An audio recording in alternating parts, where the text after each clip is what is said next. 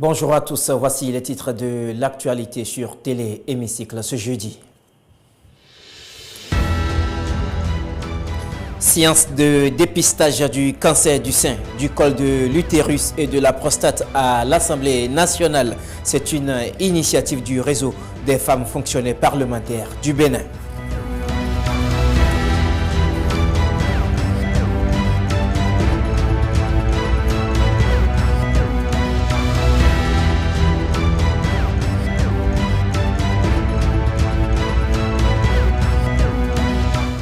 Depuis lundi, Mohamed Aboubakari, chargé des finances publiques à l'UNICEF Bénin, suit de près le déroulement des travaux dans le cadre de la retraite parlementaire à Grand Popo sur le projet de loi de finances 2024. Vous suivrez dans cette édition son regard sur cet atelier organisé par l'UNASEB.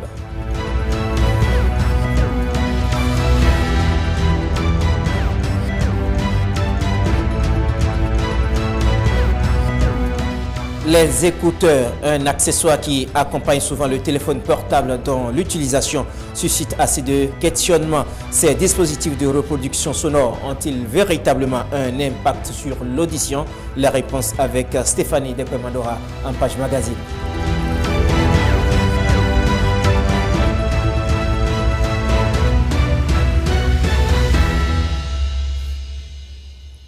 C'est un plaisir de vous retrouver, mesdames et messieurs, à votre attention dans le cadre des cérémonies d'ouverture solennelle de la deuxième session ordinaire de l'année 2023 et de décoration des députés dans divers grades de l'ordre national du Bénin.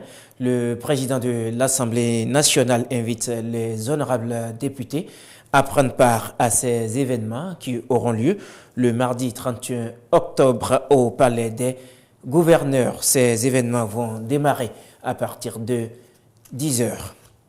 Autre information à présent pour lutter contre le cancer, la prévention et le dépistage précoce jouent un rôle essentiel. Hier, au Palais des Gouverneurs, le réseau des femmes fonctionnaires parlementaires du Bénin a lancé les séances de dépistage du cancer du sein, du col de l'utérus et de la prostate, ce pour 3 jours grâce à l'appui de la Fondation Achak et du président Louis Gouéounou Stéphanie Dekwemandora et Ben Kevin Achaoui pour le point.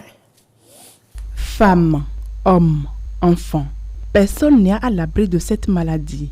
Le cancer peut toucher n'importe quelle partie de l'organisme.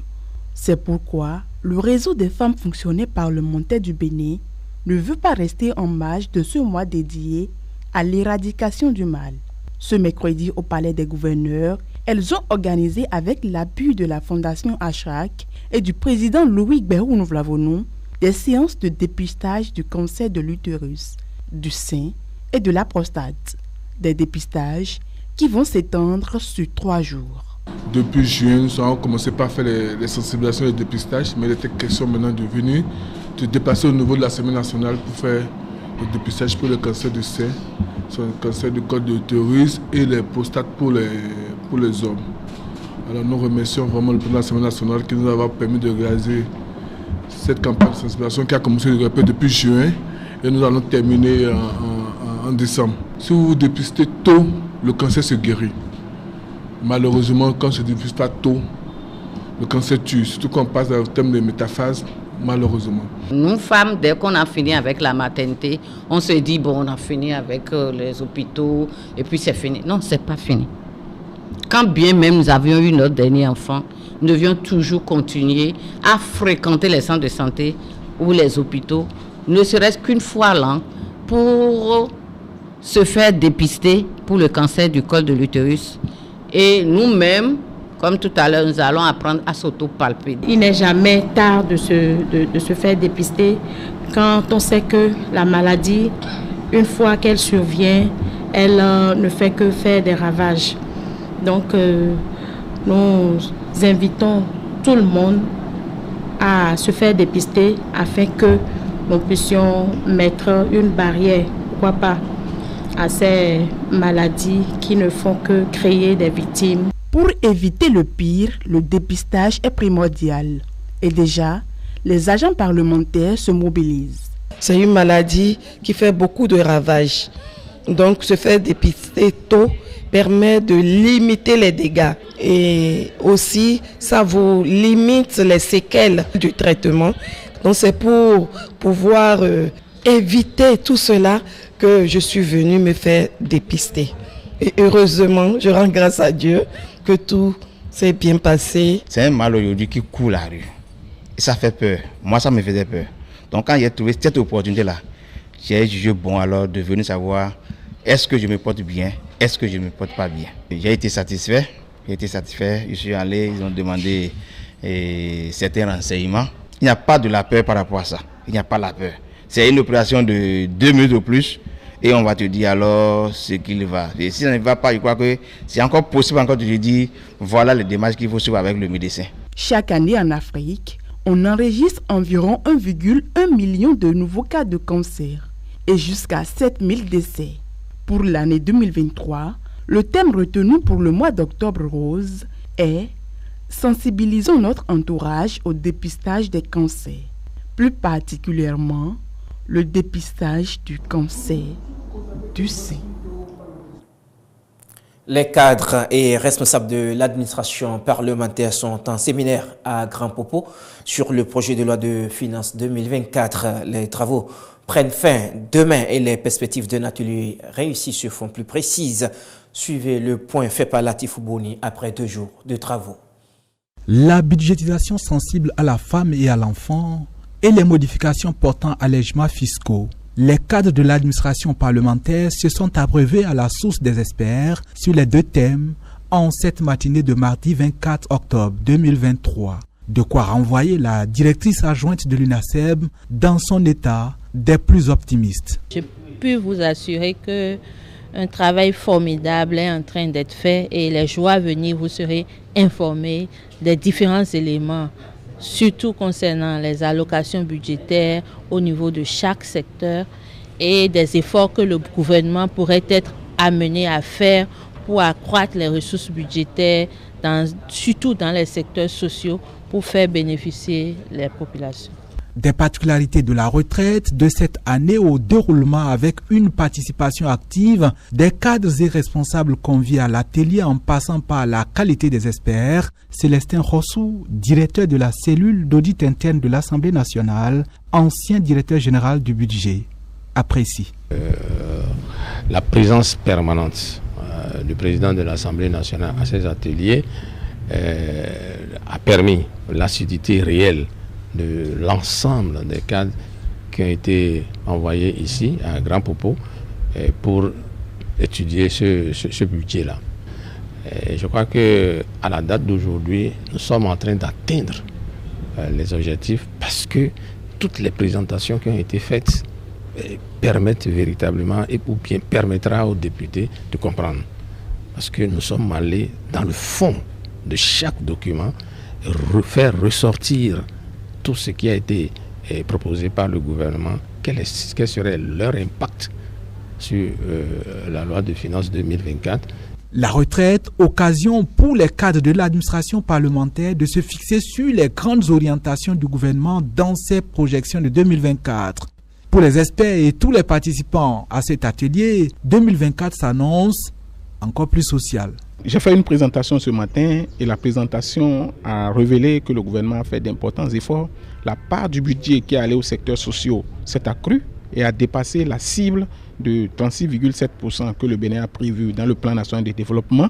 On peut se réjouir des efforts que le gouvernement a fait dans l'éducation, surtout dans l'eau, l'hygiène et de l'assainissement, dans la protection sociale, mais que le gouvernement peut faire mieux et que les députés peuvent travailler à ce que des recommandations pertinentes soient faites pour que le gouvernement essaie de revoir un peu le cadrage en faveur des secteurs sociaux, notamment la santé.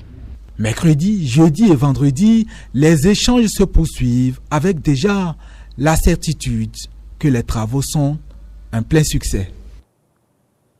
Cet atelier organisé par l'UNASEB est soutenu par l'UNICEF. Que vise cet organisme onusien et comment ses membres participants et experts vivent les travaux depuis le début? La question a été posée à Mohamed Aboubakari. Voici ce qu'il en dit. L'UNICEF a commencé à s'intéresser aux questions de finances publiques parce que pour que les enfants puissent jouir de leurs droits, il faut que des ressources soient mises à disposition au niveau des différents ministères et des différentes agences.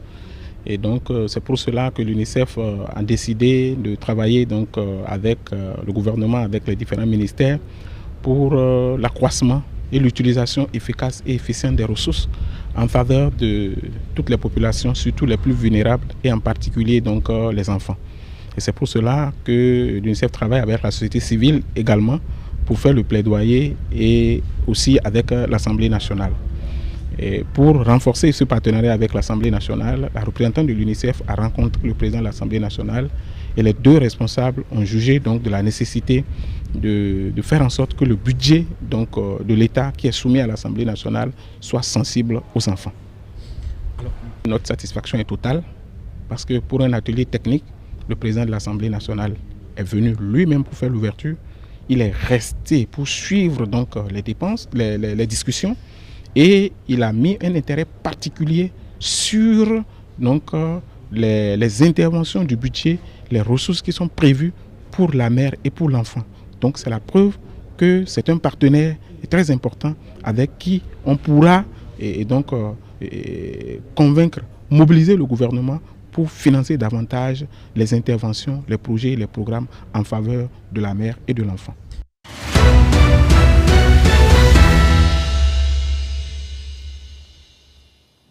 Dans la presse, en ce jeudi 26 octobre 2023, l'on remonte le temps à travers une éphéméride particulière. Cela fait en effet 51 jours pour jour que le capitaine Mathieu Kérékou prit le pouvoir à travers un coup d'État en mettant fin au règne du monstre à trois têtes. En outre, il s'est également agi de l'atelier de réflexion sur le projet de loi de finances gestion 2024 qui se déroule actuellement à Grand Popo. La revue de presse est signée Gilles Chris Chidi. Mesdames et messieurs, bonjour. L'atelier de réflexion sur le projet de loi de finances gestion 2024 se poursuit toujours à Grand Popo. Le matin revient sur cette activité et informe que des experts et les cadres parlementaires passent à la loupe le contenu de la loi qui sera étudié par les représentants du peuple pendant la deuxième session ordinaire de l'année. Le journal précise que cet atelier qui a démarré depuis le lundi va s'achever ce vendredi 27 octobre de l'année 2023. À travers ce conclave, écrit mon confrère, les documents budgétaires seront passés au scanner en vue de la production d'une note synthèse à soumettre aux députés de la 9e législature pour améliorer leur compréhension et appréciation des grandes orientations contenues dans cette loi. À cette occasion, continue le journal, le président de l'Assemblée nationale, Louis Béhou-Nouvlavonou, a évoqué la transmission à bonne date du projet de loi de finances au Parlement avant d'exhorter les participants aux travaux et à l'assiduité requise. La représentante résidente de l'UNICEF de son côté, de déclarer que cet atelier est l'un des premiers pas dans le renforcement d'un partenariat avec le Bénin qui va favoriser l'accroissement de l'allocation pour améliorer la situation des enfants en vue de l'atteinte des objectifs de développement durable. Remontons maintenant le temps avec Matin Libre qui nous ramène dans la journée du 26 octobre 1972, date où le capitaine Mathieu Kérékou prenait le pouvoir en signant ainsi la mort du monstre à trois têtes qui était jusque-là aux commandes de l'État. Le quotidien propose à cet effet le récit d'une journée mémorable vécue par le général Célestin Guidimé dans une longue tribune rédigée de la main de ce dernier. Je cite, « Bons tacticiens, forts de la qualité et de la discipline de leurs hommes, regroupés sous leur commandement dans l'unité de la plus puissante des forces armées dahoméennes, le sous-regroupement d'appui de Ouida, les jeunes capitaines trentenaires Assogba et Aïkbe jouissaient par ailleurs de l'estime de leurs troupes dont ils sont très proches. Ils pouvaient compter sur ces forces pour tout ce qu'ils pouvaient leur commander pour le bien du service et le succès des armées du Dahomey, écrit-il. Le choix du président Mathieu Kérékou n'était donc pas un fait du hasard, précise-t-il. Cet homme, je cite, faisait de par ses qualités de chef militaire la liaison générationnelle entre la vieille garde des officiers déjà auteurs de plusieurs coups d'État en 1963, 1965, 1967, 1968 et 1969 et la jeune génération d'officiers saint-cyriens intellectuels ouverts au changement du monde produit par l'administration militaire au pays. Fin de citation. Dans ce même sens, les 4 vérités proposent un rappel des faits et rappellent alors que cela fait 51 ans aujourd'hui que survint le coup d'État militaire perpétré par Mathieu Kérékou. Pêle-mêle à présent, et on va parler éducation avec fraternité qui s'intéresse au rappel de certains enseignants retraités pour servir dans les lycées et collèges du Bénin. Le journal pense que ce faisant, l'école est ainsi en difficulté. Le Béninois libéré informe qu'il y a une bonne nouvelle de l'autre côté de la frontière bénino-nigérienne. Je cite, « Ça y est, la bonne nouvelle, Talon ouvre les frontières ce jeudi. Les 2 peuples sont fiers de lui pour ce dénouement », écrit le journal à sa une. Je cite, « Le respectueux de la discipline du groupe de la CEDEAO était en pourparlers avec ses homologues dans ce cadre depuis des semaines. Mais pour ne pas paraître nationaliste simplement au service des intérêts de son pays, le président béninois se devait de les jouer très fin, diplomatique, pour réussir à sauver les intérêts des 2 peuples frères sans pour autant tomber sous le coup de la consigne sous-régionale. Fin de citation, conclut mon confrère. Pour finir, voyons cette caricature de l'enfant Claudio à la une du journal Fraternité qui présente un dialogue entre un homme et sa femme. Le budget de l'Assemblée nationale est prêt, lui dit-il, en poursuivant. C'est pour nous que l'État attend maintenant pour boucler le budget de l'année 2024. Et la femme de lui répondre, faut pas oublier mes mèches pour les fêtes. Fin de cette revue de presse. À demain.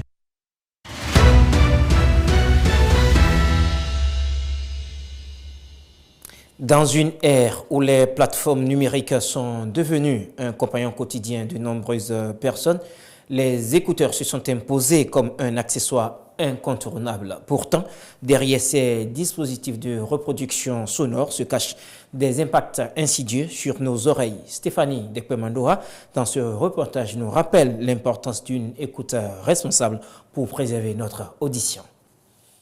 Ils sont devenus les compagnons quotidiens pour la plupart des jeunes.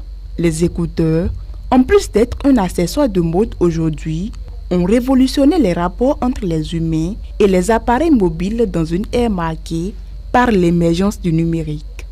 On les utilise pour écouter de la musique en ligne ou non, regarder des contenus sur les réseaux sociaux ou encore écouter la radio à travers les téléphones portables ou tablettes. Surtout quand on est entouré, nous sommes en public comme ça, je peux mettre mon écouteur juste pour ne pas déranger les autres. Ça c'est en public ça, mais moi seul, si je dois mettre ça, ça ne serait pas plaisir. C'est pour me faire discret et pour mieux écouter la musique. Je n'aime pas déranger ceux qui sont à côté de moi. C'est pour canaliser mes émotions. Par exemple, quand je suis stressé, en colère, j'utilise la chanson. Quand je mets dans le casque, ça canalise plus ma colère. Dans la rue, au travail ou même au lit, de nombreuses personnes ne quittent plus ces petits dispositifs audio conçus pour être insérés dans les oreilles. D'ailleurs, plusieurs utilisateurs admettent avoir déjà ressenti des douleurs à l'oreille. À mes débuts avec les écouteurs, lorsque je les utilise, je commence par avoir mal à l'oreille. Quand tu finis de faire ça, tu enlèves l'écouteur. C'est comme si quelqu'un t'a attrapé et il a crié dans tes oreilles, quoi. Ça rend un peu sourd, quoi. Quelqu'un qui écoute la musique, par exemple, pendant 2 heures, 3 heures de temps, avec un casque, par exemple, un casque fermé, c'est déjà un risque. Parce que plus vous durez, plus l'oreille n'arrive pas à récupérer du traumatisme que vous lui envoyez avec le son. Quand déjà on est déjà avec des bruits de près de 70 décibels déjà, on a déjà des risques d'avoir des dommages sur l'oreille. Mais à part l'intensité de son, il y a aussi la durée. Ces dispositifs sont de nature variée et on en distingue 3 types. Nous avons les écouteurs ouverts, les écouteurs fermés et les écouteurs intra-auriculaires. Les dommages sur l'audition se créent rapidement du fait de la fragilité de l'oreille humaine. Exposer cet organe à un volume sonore excessif peut l'abîmer ou voire le détruire. Quand le niveau d'intensité est trop fort, le son devient bruit et on a ce qu'on appelle une perte d'audition, qu'on appelle hypoacousie. Ça évolue au fait en fonction des lésions créées par le bruit.